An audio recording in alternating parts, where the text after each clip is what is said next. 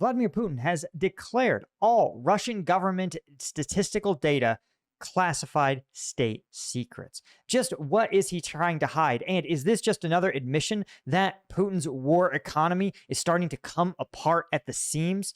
But is there even more sinister changes planned for the Russian economy hidden inside the language of his decree? But is help for Vladimir Putin coming from an entirely expected direction? I'm Paul, U.S. Army combat veteran. Let's talk about it.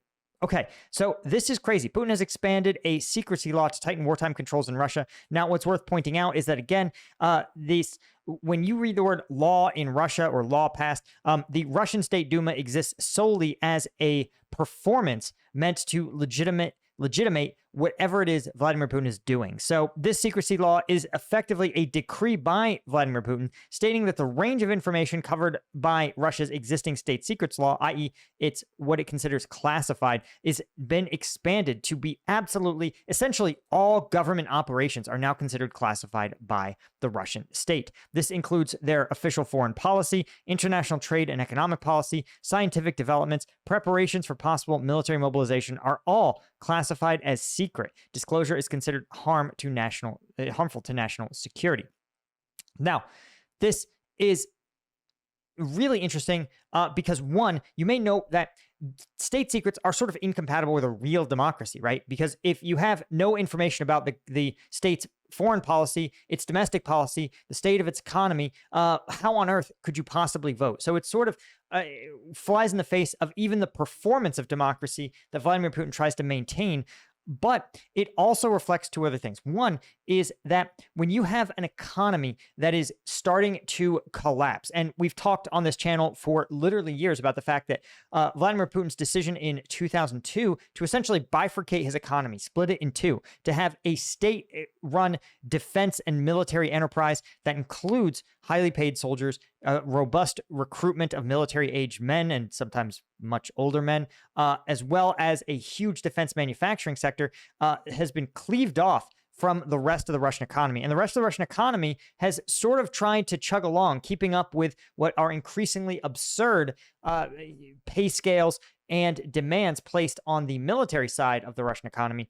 But you can't simply run two parallel economies at the same time. This is sort of like if you were to try to have two houses or maintain two complete apartments at the same time off of your one salary, right? Two internets, two utilities, two rents, two cars, two garages. You would quickly realize that you could keep that farce up for a while, but eventually it would come back and collapse inward on your efforts, right? And that's what appears to be happening, right? Many Russian mouthpieces of the Russian state, including the senior finance minister himself, has admitted that the Russian risk of recession is extremely high. And bear in mind, the Russian state never publicly admits things that they aren't absolutely compelled to. So the fact that they have to admit that a recession is likely probably means that for the average Russian, the recession has been here for a long time. But what's even more troubling is the fact that some of a recession can be actually caused by the knowledge of a recession coming. What do I mean by that? Well, if you are a business, let's say you are a Russian bakery, and you read on the news that, hey, costs are rising and there is less economic activity, you go, damn, I'm going to be selling less bread because economic activity is falling, and I'm going to be paying more for flour. How do I prepare for that contingency? You say, well, I'm going to actually produce maybe half as much bread because I'll have fewer raw materials and I'll have less bread to sell to people, right? So I won't have excess bread. But what you do is you fire people and you purchase less raw materials. Well, firing people and purchasing less raw materials, that's a recession. That's contributing to a recession, right? And so what the Russian state is probably trying to do is essentially the economic version of a tourniquet. A tourniquet doesn't help a wound, right? If you get a wound to your hand, well, you could put a tourniquet on it and it will stop the bleeding. You won't bleed to death, but the clock starts ticking on the fact that eventually that is not the same thing as treating the injury, right? You will still eventually succumb to that injury, but it'll be slower through the process of like infection. So the Russian state is attempting to tourniquet the economic collapse by hiding from the average Russian that this is happening. And so, but there's actually even more that's kind of creepy about this. And we're going to talk about it in a second. But before we do that, I wanted to mention two things. The first is that you guys know that I cover a lot of controversial issues. In fact, one of my recent videos that literally didn't even talk about like war itself, instead was covering, let me see if I can pull this up for you guys. It was incredibly bizarre. The Google algorithm spiked my video about Putin's allies abandoning him in droves. This is about the protests in Serbia and Azerbaijan to Russian allies. And strangely, someone appears to have mass reported it and ended up getting that video demonetized. This happens all the time. And I strongly suspect it's on some level because of Russian influence operations. But that's typical. That's par for the course. Every other content creator I talk to in this space has that problem. But I know that I can continue to speak truth regardless of who tries to silence me, because you guys have my back as members at combatvetnews.com. The link is going to be in the description as always. You guys are members. You get the uncensored combat footage and analysis that I can't do here on YouTube. I will definitely get demonetized. It doesn't, no Russian trolling required to get straight from the front lines combat footage demonetized. So if you want access to those videos, plus the archive of hundreds of combat videos going back to the start of the war and the Q&As, you want to become a member, right? So any one of these tiers gets you access. Of course, Lieutenant Colonel tiers get the extra shout outs, extra goodies. But even more important, guys, if you want to make Vladimir Putin seethe just a little harder and send a message not just to him, but to the rest of the world that the United States still shows up for Ukraine, well, you can help, because when Ukrainian units get in a real bind, when the need is really great, as it is right now with the absolute flooding of the battlefield with Russian fiber optic drones, they turn to the crew at Combat Vet Reacts, right? They know that my audience, we're not the biggest, but the people that tune in, they show up for Ukrainians in a way that almost no one else does. And so what do these units? Well, the 59th, the Ute Brigade, the 22nd, all reached out and they said, listen, these fiber optic drones are absolutely, we can't jam them. We're so hard to stop. What we need to stop them is, of course, our own fiber optic reconnaissance drones to find these operators, collimators to give our shotguns and our gunners a better chance at taking these drones out, mobility gear, and of course, a lot of netting to entangle these drones before they can strike. So we are raising funds for them. Of course, the 59th said, listen, everybody that donates $250, we are going to hook them up with one of our unit patches because, well, they are saving the lives of the soldiers in our unit, and a whole bunch of other stuff. Shout out to everybody that's donated, right? Whether it's Rob Phillips here, right, who is on a limited income despite being 60 years old, obligated as a Canadian to let the Ukrainians know they're not alone, right? David saying, thanks for defending Europe. Carl, shout out to Carl, 260 buckaroos. Americans stand with Ukraine, even if our government won't. So again, shout out to all you guys, big and little, whether you're just making lunch at home and taking that money you would have given to Chipotle and donating it to the 59th, or really showing up and dropping $250. Man, you guys, you're literally saving Ukrainian lives. I can verify it. I've been at the front. I've seen it. This stuff lets soldiers come home. So check the link in the description if you want to contribute. Well, now, assistance to old Vladimir Putin in his time of need, guys. Well, it's coming from the United States. You can bet that. The U.S. And Trump administration really has suspended missile and ammunition deliveries to Ukraine. This is a huge problem because, well, the Trump administration is not legally able to do this, right? You might recall that this was actually the final tranche of munitions that was scheduled for as part of the last congressionally passed aid package to Ukraine. This was 18 months ago, or almost 2 years ago now. And so this final tranche of weapons include critically needed air defense missiles for Patriots, GMLRS long-range bombs, Stinger missiles, and AIM-7 missiles, right? Basically anti-air weapon systems, as well as 155 rounds. This transfer was halted entirely, even for weapons that were literally at transit points in Poland. The Pentagon, of course, was like, this doesn't mean a complete halt because they can't. they can't actually suspend this because Congress has mandated that. They've said, listen, we have allocated money for this. It is not your decision, the executive branch, to decide if Congress was right or wrong in allocating funding for these projects. You have to do it. So the Trump administration, of course, is trying to slow walk this aid, right? And of course, what they claim is to ensure the readiness of U.S. forces to respond to potential unforeseen threats. So basically, in case a magic threat comes out, in case the Morlocks come out of the center of the earth, we want to be prepared for it. Right? The decision was made. This is the White House statement. The decision was made to put America's interests first following a DoD review of our nation's military support and assistance to other countries across the globe. The strength of the United States Armed Forces remain unquestioned. Just asked Iran. I want to point out that saying things like, well, it's in our best interest isn't the same thing. Usually what you do, what that's followed by is explaining the interest, right? So like, it's like if your spouse was to go out and buy a bunch of Funko Pops on the credit card, and then you go, well, why do we have these worthless figurines? They go, it's in our best interest. And you go, okay, lay it out for me. I'm here. And they go, it's in our interests to have Funko Pops, right? You can't just say it. You have to actually explain an interest. And the fact is that it's transparently obvious that this is a favor to Vladimir Putin because there is no other reason to suspend this aid. There is no other crisis that makes it worth it, right? Bear in mind, the Iranians are not a threat at this point because the Israelis basically shellacked them. All of their proxies, all of their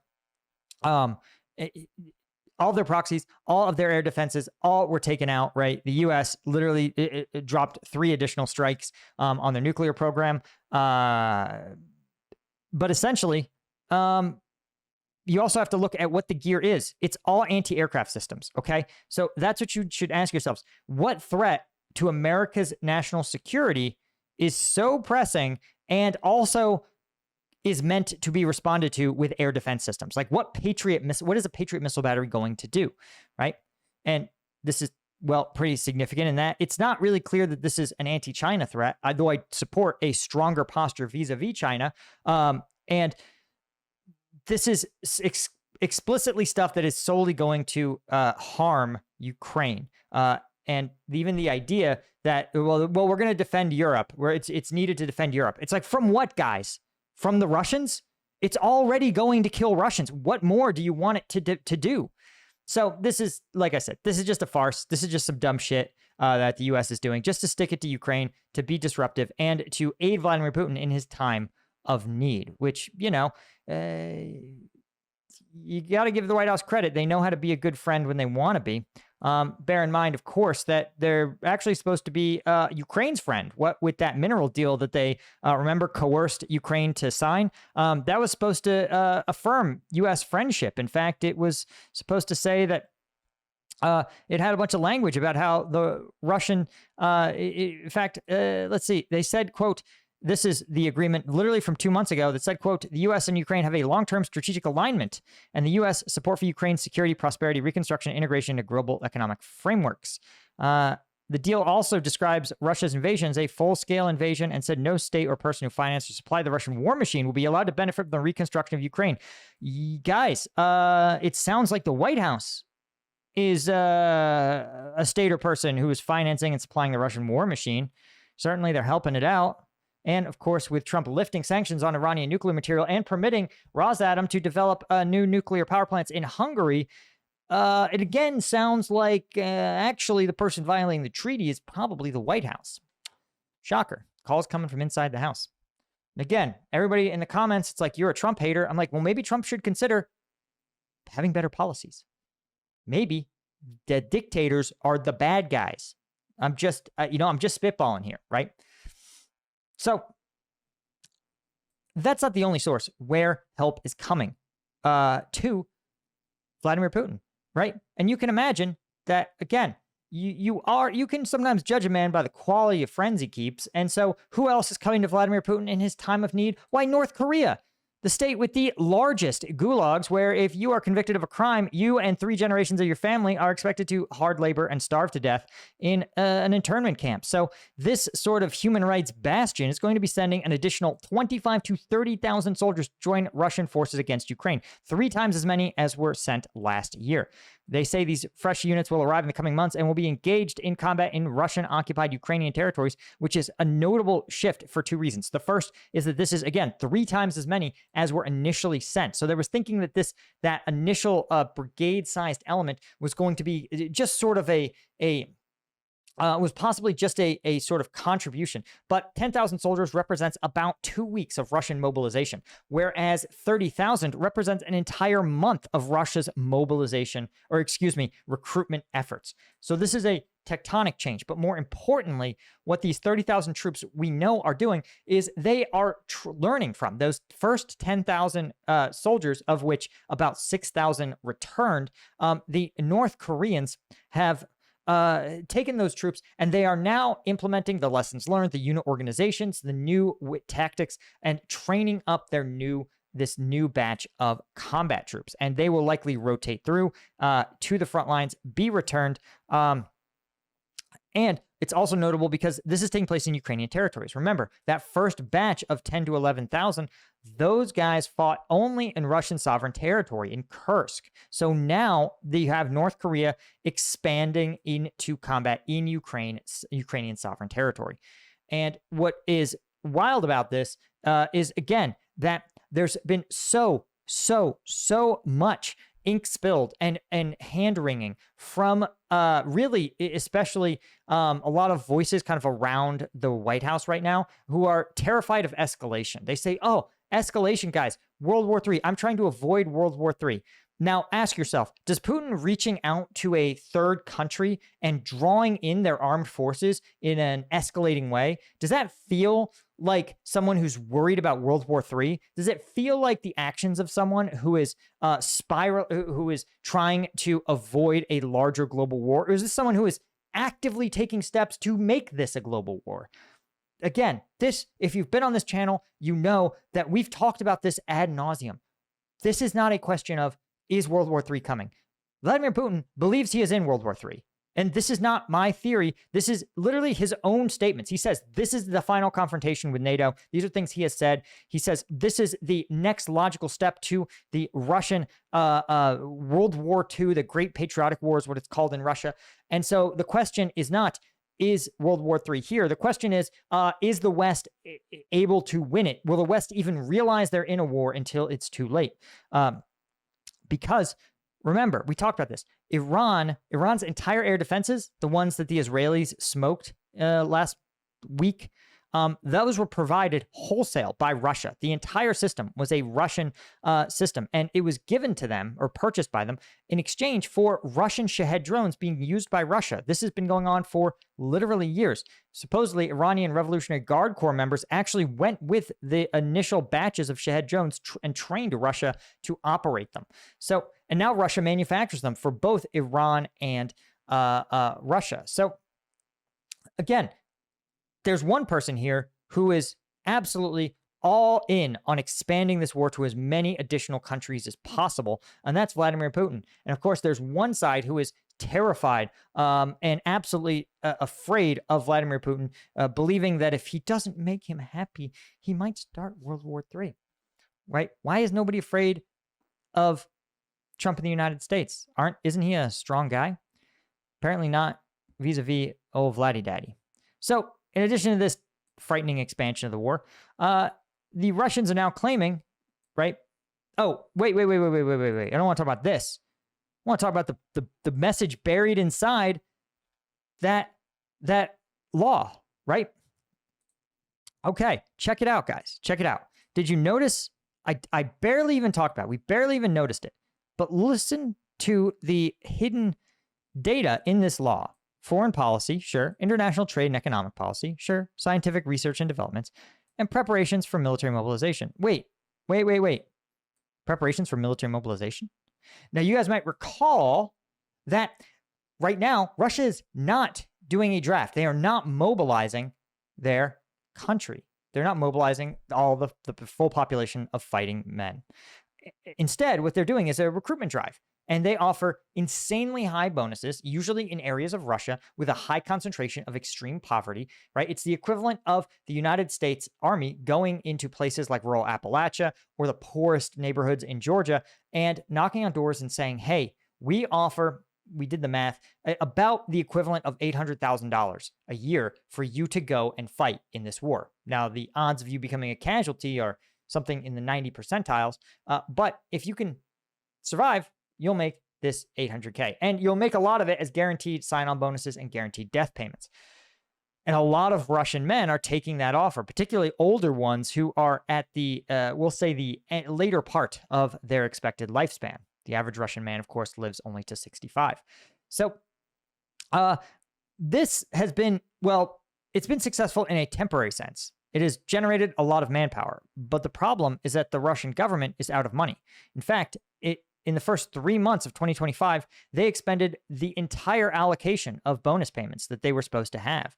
So the bonuses keep climbing to attract more and more people to sign on to this one-way trip. So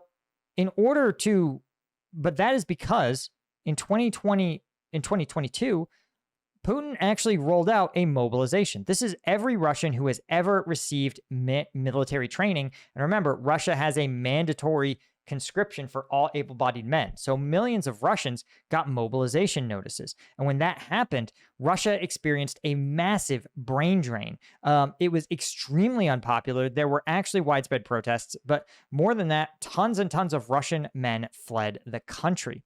And particularly, it was the Russian men that Russia most needs, both economically and militarily. They were younger men in their prime working years who were educated and had access to resources. So Vladimir Putin has been avoiding conducting another wildly unpopular mobilization. The fact that possible mobilization data is now a state secret could mean that he is preparing for a situation in which he doesn't want to have large numbers of Russian men flee the country. He doesn't want them to have notice like they had before. Instead, what he wants to do is sort of like trying to, if you ever seen those pig traps where the nets sit above the pigs and they drop abruptly, sort of a fence that sort of falls from the sky onto these wild pigs.